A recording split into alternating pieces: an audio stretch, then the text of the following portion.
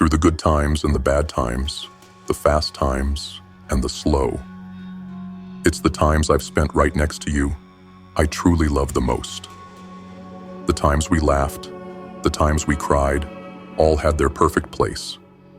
They cleared the route without a doubt to find this perfect space, where the sun can shine in through the blinds, and we're shielded from the rain, and our souls align in heart and mind to heal us from the pain.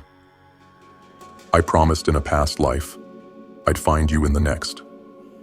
I told you that a love so true would guide us to connect. Don't know what perfect looks like, but I know my life is blessed. I've had the chance to walk with you on a path of no regrets. Much love to all of you.